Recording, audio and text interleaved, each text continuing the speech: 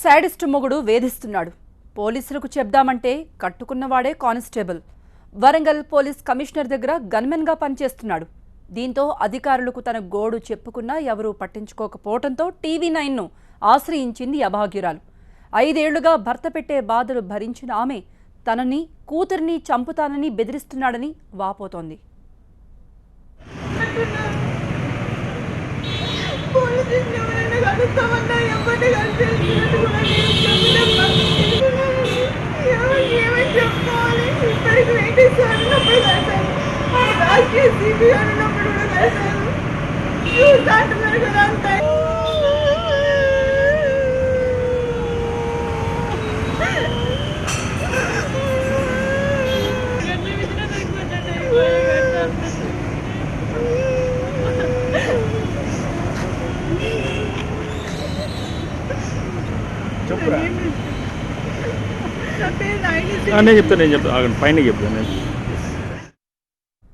Warangal rural జిల్లా వర్ధన్నపేటకు చెందిన AR constable ప్రశాంత్కు హైదరాబాద్కు చెందిన శిరీషకు 2012 ఫిబ్రవరి 9న పెళ్లైంది.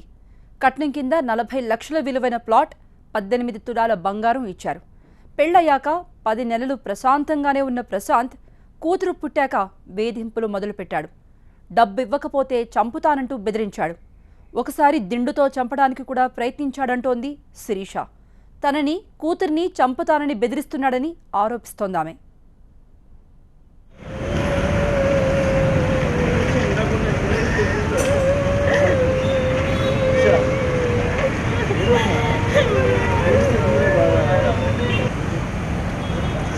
రెండమ్మ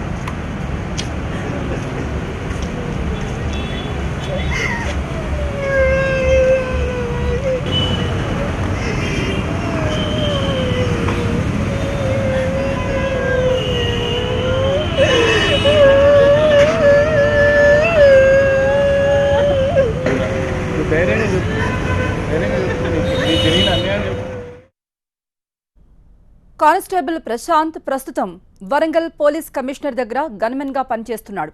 దీంతో అధికారులకు చెప్పినా తన గోడు వినేవాళ్లు లేకుండా పోయారని వాపోతోంది శిరీష. అత్తామామలు కూడా అమానుషంగా ప్రవర్తించారని, బట్టలు కూడా చించేసి బయటకు గెంటేశారని ఆవేదన వ్యక్తం చేసింది.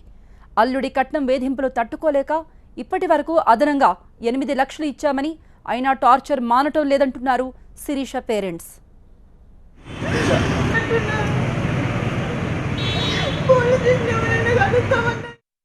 బాగానే చూసుకున్నాడు. 10 మంత్స్ తర్వాత ఇంకే అదనపు కట్నం కావాలని బాగా కొట్టాడండి. ఇంట్లో ఉండి బాగా కొట్టి మా అత్త మామ కూడా వచ్చి ఇంకెక్కువ పైసలు తీసుకున్నారు. మా బావ వాళ్ళు కూడా వచ్చారండి. ఇట్లా కొట్టి ఏంది పైసలు ఎక్కువ తీసుకో అయితేనే ఉండు లేకపోతే లేదు అన్నారండి. వాళ్ళు పట్టించుకోరండి. మా అత్త కూడా ఆయనకి సపోర్ట్ అండి. వాళ్ళ ఇంటికి వెళ్తే ఇట్లా చూసుకుంటా లేదని లాస్ట్ ఇయర్ వాళ్ళ ఇంట్లోకి వెళ్తానండి. వాడే లేడు, నువ్వెందుకు, వాడు చూసుకున్నప్పుడే నువ్వురా, వాడు మంచి సరిగ్గా మారినప్పుడే రా అన్నారండి. ఇట్లా తాగేసి వచ్చి అక్కడ కొట్టడం అండి.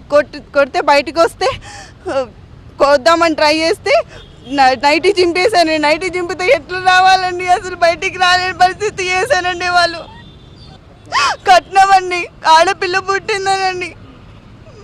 దానివల్ల ఎక్కువ పైసలు కొట్టడం నిర్బంధం. అసలు మమ్మీ వాళ్ళ ఇంటికి కూడా ఎప్పుడు వెళ్ళిపో తీసుకురాపో, అక్కడే ఉండు, తీసుకొచ్చిండో జరా మా ఇంటికి అన్నారండి.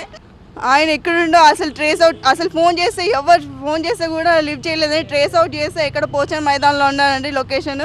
కనీసం సార్ వాళ్ళకి ఇక్కడ ఉన్నారని కనీసం తీసుకురండి అంటే కూడా వాళ్ళు రెస్పాన్స్ కూడా సరిగ్గా లేదండి. అంతా ఆయనకే సపోర్ట్ ఉన్నారండి.